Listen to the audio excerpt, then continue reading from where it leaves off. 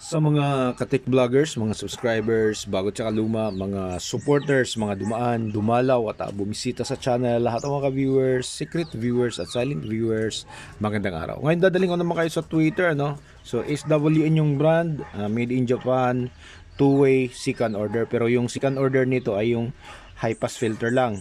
Yung sa low pass filter niya, ito, low pass filter ay naka first order lang siya, ito lang yung gamit.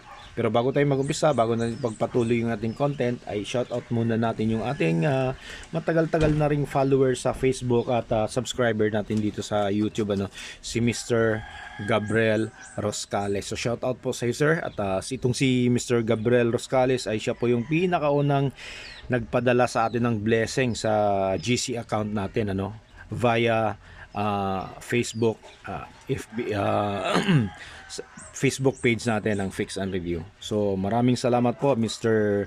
Gabriel Roscales sa blessings na binigay mo. Napakarami pong matutulungan nung pinadala mo at malaking tulong na rin po sa atin yun. Okay, so maraming salamat at God bless po. So ito, tuloy tayo. Dito tayo unahin natin yung high pass filter. Ito, dito. So dito sa first order niya, ang ginamit na capacitor ay 4.7 microfarad. Tapos sa dulo nun, sa dulo nung sa ibang paanong dulo nung capacitor ay may nakakabit na 0.47 millihenry na inductor. Okay? So ang connection nito, nakashut lang naman to. Galing sa capacitor tapos papuntang ground. Parang nakaparallel lang siya dito sa ganyan, sa tweeter terminal. Nakashut lang siya. Okay? From positive, galing positive tapos nakakabit sa negative. Okay, so itong configuration na to ay napaka-common po para sa second order na merong 12 decibel per octave na high pass crossover network. Okay?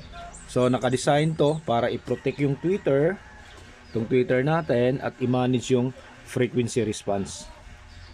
Ganun yung trabaho nilang dalawa. Tapos itong configuration na to ay nakakapagbuo ng ilang frequency, 3 to 4 kHz. Yung 3 to 4 kHz hindi na ganung masama para sa two-way, ano, dahil kung pinong-pino naman siya, medyo mabibitin dahil sa driver na gagamitin. At kung masyado namang mababa yung frequency, hindi rin balance. Kaya nasabi natin na ito yung pinaka-common eh. Lagi kong nakikita yung ganitong configuration. Okay? Na 4.7 microfarad na merong kasamang 0.47 millihenry na inductor. Which is very ideal po para sa mga dome tweeters. Yung ganitong frequency, yung 3 to 4 kHz. Okay, so ano pa bang ibang magagawa nito? Itong configuration ng isang 4.7 na capacitor at 0.47 millihenry na inductor. Okay, so itong ano na to, itong nabuo nilang 12 decibel per octave na slope, ito po yung magpi-prevent ng tweeter na mag-play ng mababang frequency or low frequency. Dahil yung low frequency na yon, kapag pumasok na yan dito o tumutugtog dito kasama, magkakaroon ng distortion to. Magdi-distort yung tweeter natin. Tapos yung distortion na yon, yun yung dahilan ng pagka-damage ng tweeter natin. Okay, so yun yung isa sa pinakamahalagang trabaho ng configuration ng 4.7 microfarad at 0.47 millihenry na inductor.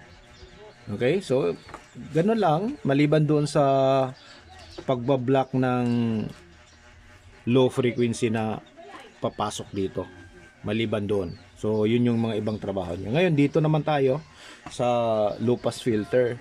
So ang ano nito, ang tawag nito, yung value nito ay 0.43 millihenry, kung nakikita, no. So itong inductor na to ay pinakukumon din na ginagamit, ano, para sa mga 6.5 inches na woofer. 4 to 8 ohms yung kanyang impedance. Pinaka-common din to. Okay? Ayan siya, oh.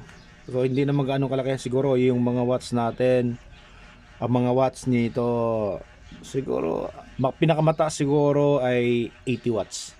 Ganun siguro 80 watts, ganun siguro mga pinakamataas. So ang inductor na to ay ang gamit niya, isisiparate niya yung yung low frequency mula doon sa middle saka high frequency. Yun yung trabaho nito. Simple lang. Naka first order, isa lang siya, wala na siyang kasamang ibang piyesa. Okay? Ayan. So kung sa mga viewers natin dito sa YouTube, kung hindi niyo pa napanood mga last 3 years, 4 years yata, meron tayong unang video tungkol dito at ginawan po natin ng schematic. So sa inyo, kung gusto niyo magkaroon ng schematic, kung gusto niyo magbuo ng ganito, mag-comments down below lang at doon po natin ibibigay sa Facebook page natin, sa Fix and Review FB page. Doon po natin bibigay yung schematic nito. Ayan. Okay, so napaka-simple lang pero maganda yung result. At yung ginagamit nito dahil nga original Japan yan at medyo may kalumaan, so puro copper po yung ginagamit dyan. So yung bago kasi ngayon, mukhang copper na lang pero aluminum po yung laman sa yung ginagamit na wire. So yung coat niya ay parang na lang, parang copper, pero hindi po totoong copper yan. Kaya mapapansin natin ngayon dun sa mga ibang type na crossover or dividing network ay medyo napakamura kahit na malalaki yung hiblang ginagamit At saka ito pa pala, yung dito para sa mga magtatanong dahil nga meron na tayong video nito, meron tayong short video kung paano tumunog yung tawag nito, yung woofer tsaka tweeter. Meron tayong, panoorin nyo dun sa search natin. At bago ko makalimutan, itong nabanggit na natin na itong 0.43 millihenry na inductor ay para sa 6.5 inches. At ito sa ganitong circuit, ganitong configuration kasama tong high pass filter ay ginagamit po to madalas sa mga woofer.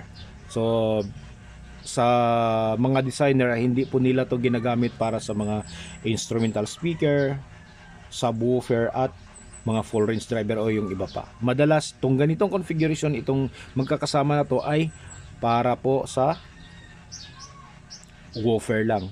Pero hindi naman ibig sabihin na hindi mo pwedeng gamitin sa iba. So pwede nyo pong itry at mag-comment po kayo dyan sa comment section kung ano pong magiging resulta kapag hindi po woofer yung gagamitin natin. At itong lahat na to, ang impedance po ng dividing network natin ay 4 to 8 ohms pa rin. At saka yung original na design nito ay nakaparallel talaga, dalawang 8 ohms na tweeter. Ayan siya. Yan, original pa po yung mga wire na ginagamit niyan, connection. Ayan siya. Ayan. Okay? So nakaparallel po talaga yung dalawang tweeter na design nito, dalawang 8 ohms. Ayan, tapos yung original na nito, tawag nito, yung nasirang niya, woofer niya ay 6 ohm. O ganun yung kanyang impedance. Okay?